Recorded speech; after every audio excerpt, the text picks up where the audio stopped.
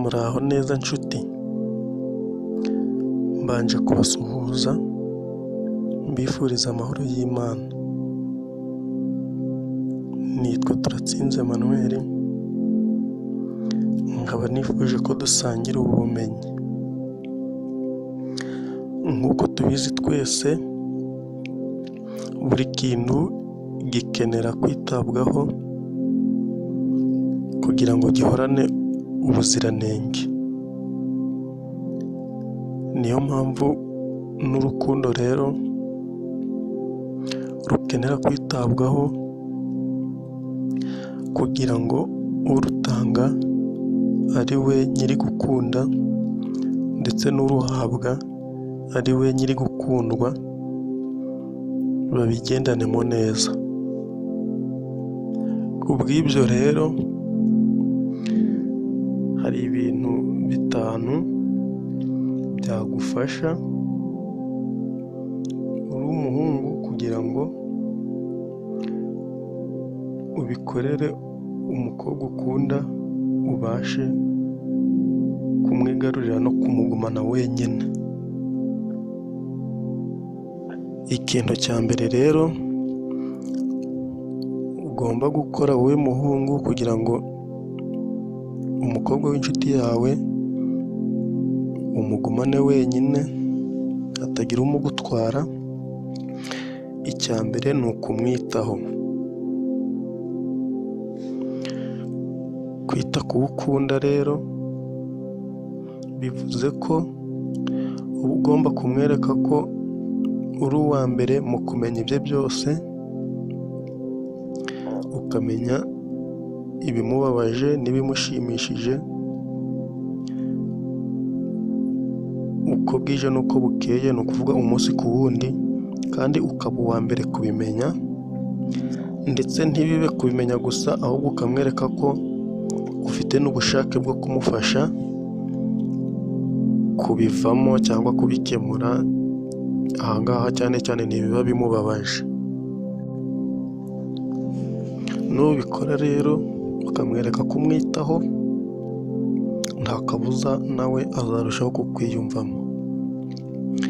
Icya kabiri ni ukumurema agatima. Kumurema agatima bivuze ko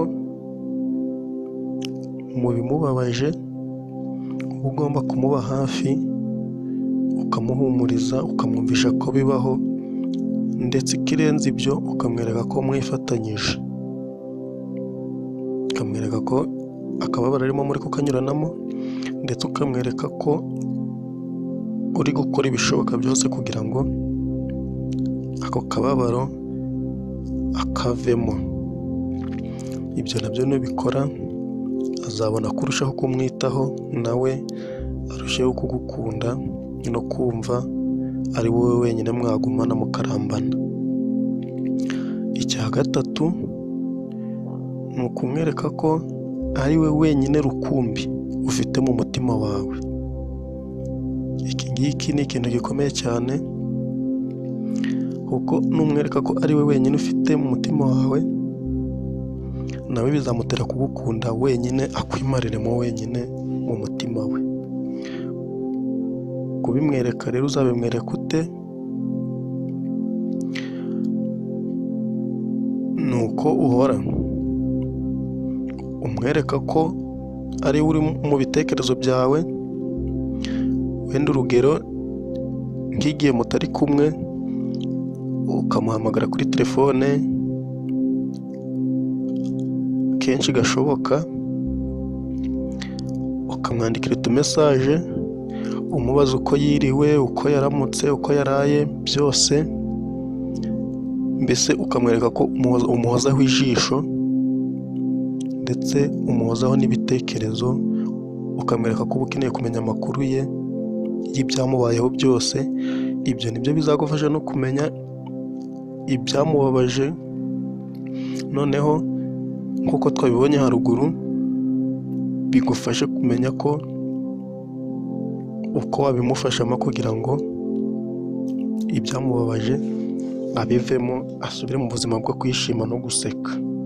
Ibyo rero uzabimenya ari uko umenye amakuru ye yose, kandi amakuru ye yose uzayamenya ari uko ugerageza kumwiyegereza igihe cyose. Icya kane rero tugana ku musozo ni ukumuha impano. Twese turabizi mu buzima umuntu wese akenera impano, kandi impano zigaragariza uwo ukunda ko umwitaho, kuko nyine urukundo rurimo impano ruraryoha cyane. Impano ntabwo ari ukuvuga ngo ni ukumuha ibintu birenze ubushobozi bwawe. Hano ushobora no kumuha ikintu gitoya, ariko bitewe n'umutima ukimuhanye kikamurutira inka. Nk'urugero, ushobora kuba ufite n'umukobwa w'inshuti yawe ukamuha impano ya bombo, uko uyimuhaye uyimutunguje, umusekera, umwereka umutima mwiza, ibyo bizamurutira iby'igiciro kinini, kuko n'ubundi icy'ingenzi si uko umuhaye, ahubwo icy'ingenzi ni uko ubimuhaye n'umutima ubimuhanye. Aha rero nihavugwa impano ntihumvikane gutanga inka, imodoka n'ibiki, ni impano zoroheje. Icy'ingenzi ni uko ubitanganye umutima ukunze kandi ushatse. Ahangaha bizanagufasha kumenya ngo niba umuhaye akantu gatoya akakiriye gute, karamushimishije, arasetse cyangwa bigenze gute, uzahita ubibona. Ibi bizahita bikwereka ko atabikunze kubera ko ari byinshi, ahubwo bikunze kubera ko bivuye ku mutima wawe wose. Icya gatanu rero ari nacyo cya nyuma dusoza, kugira ngo wigarurire umukobwa umugire wenyine, umwiharire wenyine, ni ukumwereka ko utewe ishema nawe igihe muri mu bandi. Iki kintu kirakomeye, kumwereka ko utewe ishema nawe igihe muri mu bandi.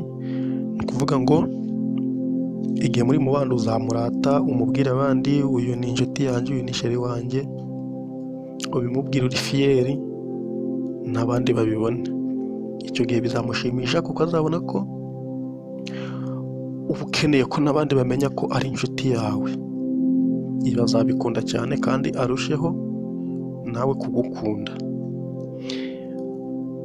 Ibi bintu rero tuvuze uko ari bitanu, nubyubahiriza umukobwa uzabasha kumwigarurira, umwibikeho wenyine, umugani w'imvugo y'ubu ngubu.